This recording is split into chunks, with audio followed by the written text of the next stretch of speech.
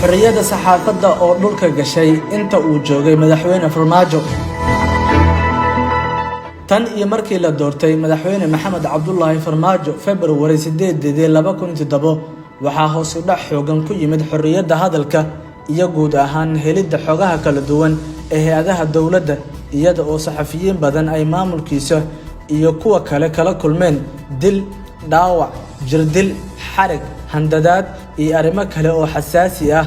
taasi oo keentay in sanadkan ay saxafiyiinta Soomaaliyeed sameeyeen markii ugu horeysay kacdoonkii Abriil, iyaga oo muddo bil ku dhowaaday olole ka dhan ah maamulka Farmaajo, isla markaana diidanaa tacadiyada iyo xadgudubyada ay kala kulmaan ee sida joogtada ah.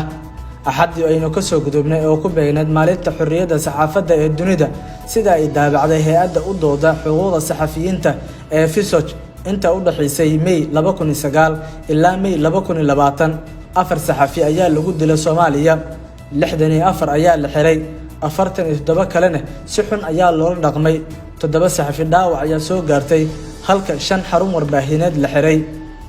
qoraal si wada jir ah ay maalintaasi u soo saareen hay'adaha u dooda xuquuqda saxafiyiinta Soomaaliyeed ee FISOJ, SJS, SOMA, SIMHA iyo SWJO ayay dowladda federaalka ah uga digeen tacadiyada ka dhanka ah saxafiyiinta, iyaga oo uu qareenkooda warqad cabasho ah u diray madaxweynaha Jamhuuriyadda Federaalka iyo ra'iisul wasaaraha xukuumadda.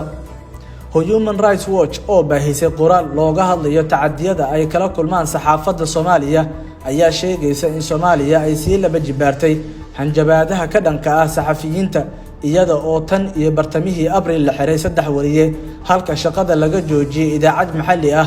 waxay dowladda Soomaaliya ugu baaqday in ay soo afjarto xariga sharci darrada ah iyo dhibaataynta saxafiyiinta. Human Rights Watch ayaa sidoo kale ka hadashay xeerka ciqaabta Soomaaliya oo waqtigiisu dhacay ama duugoobay oo la hirgeliyay sanadkii 1964, waxaana ku jira oo ay ka mid tahay sumcad dilid, ku xadgudubka karaamada iyo sharafka madaxweynaha, caayda sargaal dawladeed ama hay'ad, iyo quursi ka dhan ah qaranka, gobolka ama calanka, dhammaan kuwaas oo la jaan qaadi karin xeerarka dalka, gobolka iyo dunida ee xuquuqda u dooda aadanaha. haddaba Goobjoog News ayaa heerka xorriyadda hadalka iyo caqabadaha horyaala waxay ka wareysatay wasiirkii hore ee warfaafinta Danjire Daahir Maxamuud Geelle, wasiirkii hore ee qorsheynta Cabdiraxmaan Cayinte, gudoomiyaha tubta nabadda Cabdullaahi Shirwa iyo madaxa hay'adda difaacayaasha xuquuqda aadanaha ee Bariga Afrika Xasan Shire. wasiirkii hore ee warfaafinta Daahir Geelle oo ka hadlayay xilligan iyo xorriyadda hadalka ayaa yiri xilligan ay ku sugan tahay waxaan aaminsanahay in hoos u dhac xoog leh ka jiro, xataa waqtigii oo carta ka hor siday saxaafaddu ahayd iyo xorriyadda ay haysatay oo aan ku dhex noolay dalka, maanta sida ay tahay ayaa ka culus. saxaafi la handadayo, saxaafi inuu edbanaado la rabo oo macnaha aan waxa dawladda ay rabto maahan wax kale aanu sheegin. xilliyadan aad iyo aad iga soo korreey, runtii aad iyo aad kaga xumahay. waxaana qiraya oo si dhac xoog leh oo xorriyadda saxaafadda ku dhacay xilliga dawladdan inuu jiro. Cabdiraxmaan Yuusuf Cali Cayinte, wasiirkii hore ee wasaaradda qorsheynta ee xukuumadda federaalka Soomaaliya oo arrinka ka hadlaya ayaa isna dhankiisa yiri saxaafadda waxaa la yiraahdaa waa tiirka afaraad ee dawlad dimuqraadi ah ay ku taagan tahay, oo sida la ogyahay marka laga hadlo sharci dejinta iyo fulinta iyo garsoorka ayaa 3 tiir oo dawladnimada ah. laakiin kan afaraad oo aan looga maarmin dawladnimo waa saxaafad madax bannaan oo waajibkeeda iyo mas'uuliyaddeeda si hufan u gudata. waajibkaasna wuxuu yahay in waxa ka dhex socda 3daas hay'adood oo kale oo xog ah ay dadka u soo gudbiso.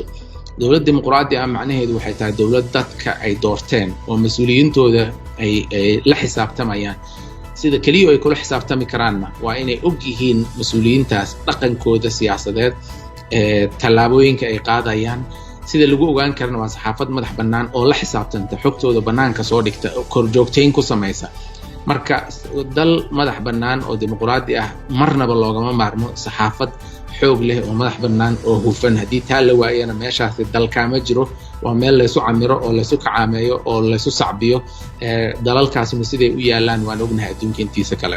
madaxa hay-adda difaacayaasha xuquuqda aadanaha ee bariga Afrika Xasan Shire oo waraysi gaar ah siiyay Goobjoog News ayaa waxa uu kaga hadlay madax bannaanida saxaafadda xorriyatul qowlka hadalka, waxaana uu ku nuxnuuxsaday in haddii dowlad xirto ama jirdil u geysato saxafi sabab la xiriirta war uu baahiyay in ay tahay dowladdaasi mid xun isla markaana ay ku tumanayso xorriyadda. tiirka ugu weyn markaan iraahdo xuquuqaha kale iyo xorriyaadka kale asaaska. haddii la waayo xorriyadda saxaafadda macnaheedu waxay tahay xorriyad kale oo amba tii dimuqraadiyadda, tii is-urursiga iyo cabirka, tii maaragtay faafinta fikirkaaga, tii maaragtay isbarbardhigga, tii maaragtay dowlad wanaagga, tii maaragtay nabadaynta iyo dibudhiska waddanka lama gaari karayo. maxaa yeelay saxaafaddu waa meesha udubka u in xorriyaadkaas ay la gaaro. haddii aad aragto waddan saxaafadda cabursan tahay, inkasta oo dastuurka iyo sharciyo kale ee dalka ay damaanad qaadayaan xorriyadda hadalka, haddana hay-adaha dowladda oo adeegsada xeerka ciqaabta ee duugoobay waxa ay caburin iyo xadgudub joogto ah ku hayaan saxafiyiinta Soomaaliya xilli dalka uu ku baaheen dagaallo, qalalaaso, caabuqa COVID-19 iyo arrimo kale oo dadku doonayaan in xogo waafiya laga helo. Maxamuud Alxaaji, Goobjoog, Muqdisho.